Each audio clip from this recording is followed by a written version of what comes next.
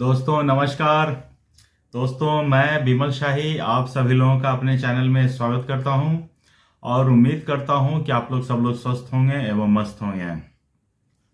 सभी राष्ट्रवादी और सनातनियों से ये रिक्वेस्ट रहेगा कि आप लोग मेरे चैनल को सब्सक्राइब कर लीजिए। दोस्तों आज हम लोग बात करेंगे झारखंड और महाराष्ट्र के जो चुनाव आज संपन्न हो गए हैं और आज आज अभी शाम के 6 बजे चुनाव खत्म हो गए, वोटिंग का काम खत्म हो गया है। अब जो है न्यूज़ चैनल पर और डिफरेंट डिफरेंट एजेंसियों द्वारा अलग अलग समाचार पत्रों में जो जितने भी एजेंसियां जो हैं जो एग्जिट पोल करती हैं उनका जो है नंबर्स आ रहे हैं कि कौन सी अलायंस को या कौन सी पार्टी को दोनों स्टेट में कितनी सीटें मिल रही हैं। तो अभी हम लोग इसके बारे में थोड़ा सा डिस्कशन करेंगे। तो दोस्तों सबसे पहले बात करेंगे हम लोग महाराष्ट्र स्टेट के बारे में। तो जो महाराष्ट्र स्टेट के बारे में एक मोटा मोटी ट्रेंड, अच्छा एक बात मैं पहले ही बता देना चाह रहा हूं कि अभी पिछले कुछ समय से एक ऐसा ट्रेंड चल पड़ा है कि जितने भी एग्जिट पोल हो रहे हैं वो सही साबित नहीं हो रहे हैं। ये एग्जाम्पल पहली बार देखा गया लोकसभा 2024 में ही, लोकसभा चुनाव में, जब सारे के सारे एग्जिट पोल ने एक तरफा कहा था कि बीजेपी 300 प्लस, किसी ने तो 400 नंबर टच कर दिया था। बीजेपी को 400 पार का नारा जो था वो पार करवा दिया था। तो बीजेपी को आया कितने सीट? 240 से। और अलायंस के साथ 300 पार किया है। जबकि जो एग्जिट पोल था अलायंस के साथ मतलब 350 प्लस 375 400 तक भी नंबर्स जा रहे थे। तो इन एग्जिट पोल, अच्छा उसके बाद फिर क्या हुआ, अभी पिछले महीने हुआ था हरियाणा में चुनाव। तो हरियाणा के चुनाव में भी जो एग्जिट पोल के नंबर्स आए थे वो बिल्कुल रियल काउंटिंग के दिन बिल्कुल वो नंबर उलट गए। वो नंबर रियल काउंटिंग से मैच नहीं किए। सारे एग्जिट पोल में एक तरफा दिखा रहा था कांग्रेस को फुल मेजोरिटी के साथ सीट आएगा। लेकिन किसी भी एजेंसी का जो एग्जिट पोल का सर्वे था वो सही साबित नहीं हुआ और बीजेपी पूर्ण बहुमत के साथ हरियाणा चुनाव जीत गया। तो अभी का जो एग्जिट पोल का सर्वे है वो मैं आपको एक चीज बता रहा हूं कि जो महाराष्ट्र का जो एग्जिट पोल का जो सर्वे बता रहा है उसमें एक लाइन से सारे जो एजेंसियां हैं वो बीजेपी लेड महायुति को क्लियर कट विक्ट्री दिखा रहा है, फुल मेजोरिटी के साथ आएगा। तो अगेन ये कांग्रेस को खुश होने के लिए एक अच्छा मौका है कि चलो आपने चुनाव अच्छा नहीं लड़ा, आपने अच्छा कैंपेन नहीं किया, आपने लोगों का दिल जीतने के लिए कोई ऐसा वादा नहीं किया। तो लेकिन जो अभी तक तो जो 2 बार से जो ट्रेंड चल रहा है कि एग्जिट पोल का जो सर्वे का जो रिजल्ट है वो रिजल्ट के दिन रिवर्स हो जा रहा है, तो कांग्रेस इसमें खुश हो सकते हैं और उन्हें होना भी चाहिए क्योंकि हो सकता है कि ये रिवर्स हो जाए। तो महाराष्ट्र में मैं आपको बताने जा रहा हूं कि कौन कौन से एजेंसी ने किस किस पार्टी को कितना कितना सीट दिया है। तो सबसे पहला जो नंबर है पी मार्क, ये एक एजेंसी है, उसने बीजेपी लेड महायुति को दिया है 137 से 157 सीट और जो एमवीए को सीट दिए हैं वो 126 से 146। मतलब इसके अनुसार बीजेपी लेड महायुति मिला जुलाकर मतलब कि मेजोरिटी पा लेगी। उसके बाद जो दूसरी एजेंसी है पीपल्स पल्स, उस एजेंसी ने 175 से 195 महायुति को दिया है, और एमवीए को 85 से 112, एंड अदर्स को 7 से 12, अदर्स को भी इन्होंने 7 से 12 सीट दिया है। तो अदर्स में देखिए दो चार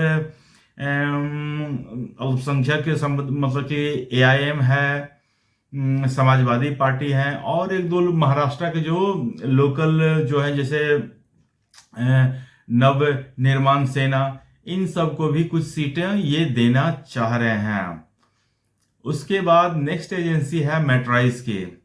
मेट्राइज जो है वो बीजेपी लेड महायुति को 150 से 170 सीट दे रहा है, और एमवीए कांग्रेस लेड एमवीए को 110 से 130 सीट दे रहे हैं, और अन्य को 8 से 10 सीट दे रहा है। मतलब इस एजेंसी के अनुसार, मेट्राइज के अनुसार भी बीजेपी लेड महायुति को पूर्ण बहुमत आ रहा है।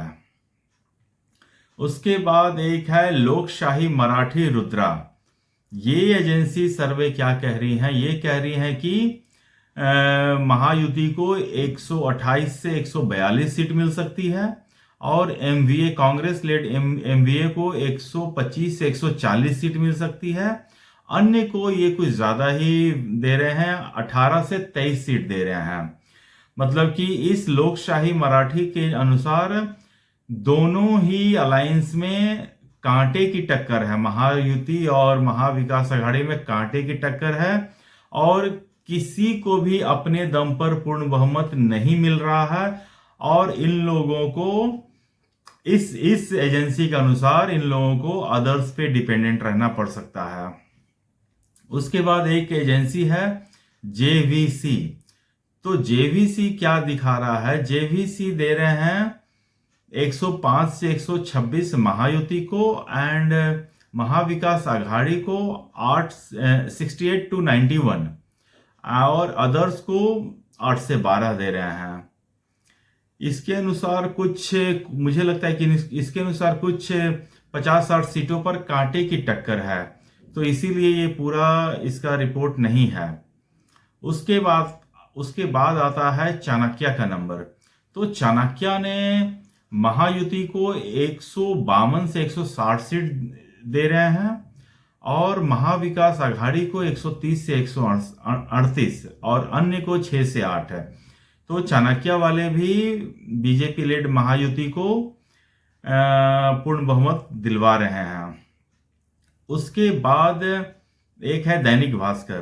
दैनिक भास्कर ने दिया है महायुति को 125 से 140, और महाविकास आघाड़ी को 135 से 150, और अन्य को 20 से 25 सीट दिया है। तो दैनिक भास्कर के अनुसार महाविकास आघाड़ी जीत रही है। और एक और है इलेक्ट्रोल एज करके है एजेंसी, उन्होंने जो सर्वे किया है उसके अनुसार, उनके एग्जिट पोल के अनुसार महायुति को आ रहा है 118 सीट, और महाविकास आघाड़ी को 150 सीट। इसके अनुसार ये जो है, इस एजेंसी के अनुसार, लास्ट 2 एजेंसीज के अनुसार महाविकास आघाड़ी को क्लियर कट मेजोरिटी मिल रहा है, और अन्य को भी 20 से 25, 20-20 सीट ये लोग दे रहे हैं।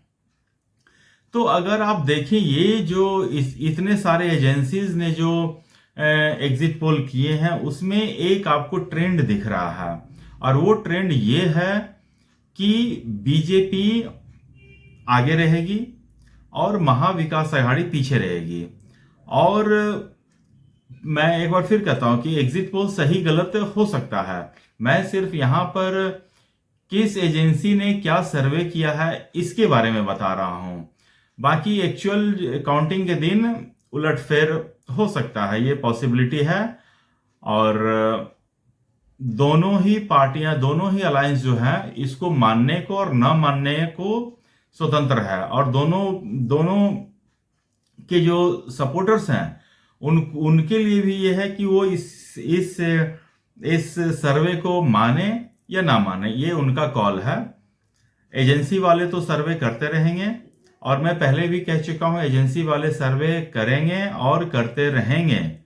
उनका सर्वे सही हो गलत हो, लेकिन ये मेरा मानना है कि उनको सर्वे रोकना नहीं चाहिए, सर्वे करते रहना चाहिए। सही गलत तो होते रहता है, इसमें कोई बड़ी बात नहीं है। तो मिला जुला कर ये कह सकते हैं कि महाराष्ट्र में बीजेपी लेड महायुति को क्लियर कट मेजोरिटी मिलती हुई दिख रही है। और जो महाविकास अघाड़ी है वो फिर से मुझे लगता है कि 5 साल अपोजिशन में बैठने को तैयार रहे। आइए नेक्स्ट हम लोग बात करेंगे झारखंड के बारे में। तो झारखंड के बारे में भी मिला जुला ही है, लेकिन मैं आपको बता देना चाहता हूं कि झारखंड में जो इस बार चुनाव हुआ है वो 2 चरणों में चुनाव हुआ है। पहला चरण का चुनाव हुआ था 13 नवंबर को और दूसरा चरण का चुनाव हुआ था आज 20 नवंबर को, और 23 तारीख को वोटों की काउंटिंग है। तो 23 तारीख तक इंतजार कर सकते हैं। दोनों पार्टी अपने अपने खुशफहमी में या गलतफहमी में रह सकते हैं। तो झारखंड एग्जिट पोल में जो मिला है उसमें सबसे पहले एक्सिस माई इंडिया का पोल है। उसमें इन्होंने इंडिया अलायंस, जिसमें कांग्रेस है और जेएमएम है और राष्ट्रीय जनता दल है और कम्युनिस्ट पार्टी सब है, इन सबको दिया है 53 सीट और एनडीए को मिला है 25 सीट। तो इसमें एक्सिस माई इंडिया के अनुसार झारखंड में इंडिया अलायंस की सरकार फिर से बन रही है और बीजेपी लेड एनडीए अलायंस से फिर से अपोजिशन में बैठ सकती है। उसके बाद दूसरी एजेंसी है पी मार्क भी इंडिया अलायंस को 37 से 47 सीट दे रही है और एनडीए अलायंस को 31 से 40 सीट दे रही है। उसके बाद नेक्स्ट एजेंसी है टाइम्स नाउ जेवीसी। इनके अनुसार एनडीए, बीजेपी लेड एनडीए को 40 से 44 सीट और इंडिया अलायंस को 30 से 40 सीट। इसके अनुसार आप मान सकते हैं कि थोड़ा कांटे की टक्कर है। उसके बाद नेक्स्ट एजेंसी है मैट्राइज एजेंसी ने बीजेपी लेड एनडीए को 42 से 47 सीट दिए हैं और इंडिया अलायंस वाले को 25 से 30 सीट दिए हैं। तो मैट्राइज के अनुसार यहां India alliance BJP clear cut majority के साथ सरकार बना रही है। उसके बाद नेक्स्ट एजेंसी है पीपल्स पल्स ने बीजेपी को 42 to 48 और जेएमएम और कांग्रेस को 16 to 23 सीट्स दिए हैं। और उसके बाद फाइनली है चाणक्य ने एनडीए, बीजेपी लेड एनडीए को 45 से 50 सीट दिए हैं और इंडिया अलायंस को 35 से 38 सीट दिए हैं। तो ये जो झारखंड का जो चुनाव है इसमें मुझे लगता है एजेंसियां कंफ्यूज हैं। एजेंसियों को अभी भी ये लग रहा है कि पता नहीं कौन जीतेगा कौन हारेगा, और कुछ एजेंसी जो जैसे नीचे के top 3 Matrize, People's Pulse and Chanakya, इन तीनों ने बीजेपी को विक्ट्री दिखाया है मेजोरिटी के साथ है, और एक्सिस माई इंडिया और पी मार्क ने इंडिया अलायंस वाले को मेजोरिटी के साथ दिखाया है। बाकी टाइम्स नाउ जेवीसी ने दोनों को बराबर सीट दिया है। इसमें मैं ये कह सकता हूँ झारखंड में मुझे लगता है कि कांटे की टक्कर हो सकती है और जीत हार का फासला बहुत कम होगा अगर हुआ भी तो। अगर कोई ऐसा अंडर करंट चला है तो इसका मैं नहीं कह सकता हूं कुछ भी, लेकिन मुझे लगता है कि कांटे की टक्कर का ये चुनाव हुआ है और दोनों ही पक्ष एक दूसरे पे भारी है। तो और इसके साथ ही एक और स्टेट में हुआ है चुनाव, वो है यूपी। तो यूपी का जो एग्जिट पोल क्या कह रहा है,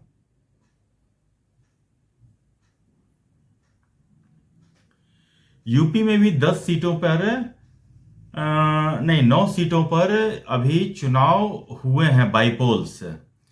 तो इसमें इसमें क्या रिजल्ट आ रहा है, तो इसमें 9 सीटों में मैट्रिक्स जो है एजेंसी है वो बीजेपी को 7 सीट जिता रही हैं और समाजवादी पार्टी को 2 सीट। अन्य का खाता नहीं खुलने वाला है। टाइम्स नाउ जेवीसी इसमें बीजेपी प्लस को 6 सीटें दे रहे हैं और समाजवादी पार्टी को 3 सीट दे रहे हैं। और जी न्यूज वालों ने जो सर्वे किया है उसमें बीजेपी को 5 सीट दे रहे हैं और समाजवादी पार्टी को 4 सीट दे रहे हैं। तो मोटा मोटी ये आप कह सकते हैं कि यूपी में भी जो बाईपोल हुए हैं उसमें बीजेपी का पलड़ा भारी लग रहा है। और मुझे लग रहा है कि जो यूपी के जो मुख्यमंत्री हैं उन्होंने इस बाईपोल पर बहुत खासा अपना ध्यान दिया है, उनका फोकस बहुत ज़्यादा इस पे रहा है। और एक तो वो बीजेपी के स्टार प्रचारक होने के नाते वो पूरे देश में घूमते हैं, जहां जहां चुनाव होते हैं बहुत से कंस्टिट्यूंसी में उनकी मांग होती है कि हमें योगी आदित्यनाथ चाहिए, तो महाराज जी वहां जाते हैं चुनाव प्रचार करने के लिए। और महाराज जी ने जो इस बार जो नारा दिया था, हरियाणा के चुनाव से ही बटेंगे तो कटेंगे, एक रहेंगे तो नेक रहेंगे, एक रहेंगे तो सेफ रहेंगे, वो नारा हरियाणा में चला। मुझे लगता है कि वो नारा महाराष्ट्र में भी चला है और यूपी से तो वो निकला ही है नारा। तो ये तो बाबा का अपना करिश्मा है। और मुझे लगता है कि ये एग्जिट पोल मुझे लग रहा है कि ठीक लग रहा है, इसमें किसी तरह का कोई दिक्कत नहीं है। तो बाकी एग्जिट पोल तो एग्जिट पोल होते हैं, इसमें कितना सच्चाई होता है और कितना, ये तो जब रियल काउंटिंग होगा तब उसमें पता चलेगा कि कौन सा सर्वे ने सही किया है, कौन सा सर्वे का जो एग्जिट पोल है वो गलत हुआ है। और बाकी तो इतना ही है। दोनों पार्टियां अपने अपने हिसाब से अपने अपने हिसाब से जिन एजेंसियों ने उन्हें जीतता हुआ दिखा रहे हैं उनको लेकर सही मान रहे हैं, और जो उन्हें हारता हुआ दिखा रहे हैं वो बता रहे हैं कि रियल काउंटिंग वाले दिन वो पलट जाएगा। तो उनका हक है, उन किस एजेंसी को मानना है किस एजेंसी को नहीं मानना, ये उनका हक है और उन्हें बिल्कुल अपने हक पे कायम रहना चाहिए। तो दोस्तों मुझे आज के लिए इतना ही कहना था, और तब तक आप लोग अपना ख्याल रखिए, स्वस्थ रहिए, मस्त रहिए। तब तक के लिए नमस्ते, बाय।